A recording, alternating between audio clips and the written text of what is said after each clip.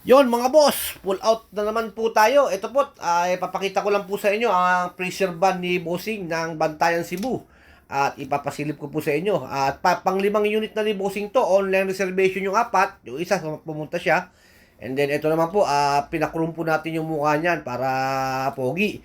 At dati po walang chrome yan, kahit isa yan. Talaga pati palalagyan din po natin ng ano yan, ng visor. Ang makina po ito is 4HK1, 21 feet with AC/DC socket and then top pre po ang kanyang sub-engine. Hanggang sa may pull out po itong unit na ito, talagang bantay sarado po sa atin ang truck po ni Bossing. Hanggang sa palalagyan ko pa natin po daw ng visor. Iba't ibang company po namin nakuha ang bawat truck ni Bossing. And then ito na po, dumating na yung visor. Ito po, kung mapapansin nyo, lagi ako nagbablog ng ganito. Kay Bossing po yung truck na yan. Ayan po yung pangalan ng company ni Bossing. Sa Bantayan, Cebu.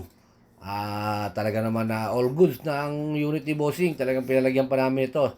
Ito yung trademark ni Bossing. At ayan po, nahirapan lang yung magkakabit ng visor. Gawa ng modelo po yung muka at hindi sakto yung kanyang yung kanyang pagkagawa. Gawa ng bagong modelo daw to at ngayon lang daw sila nakagawa ng ganyan.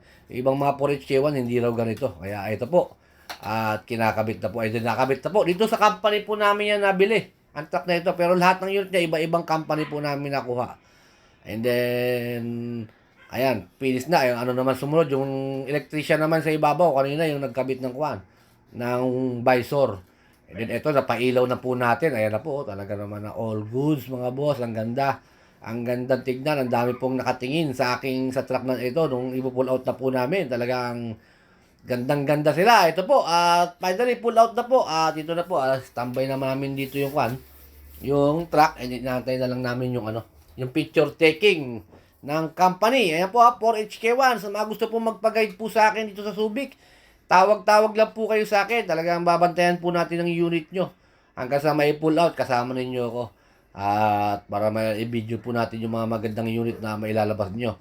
And then once again po kay Bossing ng Bantayan Cebu, maraming salamat po Bossing. Kay Bossing, mabait na boss natin ng Bantayan Cebu. Thank you very much po. Talaga naman na marami tayong mga Bossing ngayon, mga Magandang buhay, naghahanap ka ba ng truck sa Subic?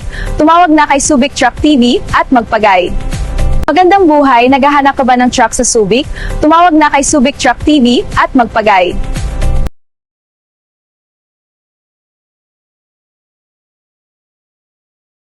Magandang buhay, naghahanap ka ba ng truck sa Subic? Tumawag na kay Subic Truck TV at magpa-guide. Magandang buhay, naghahanap ka ba ng truck sa Subic? Tumawag na kay Subic Truck TV at magpa-guide.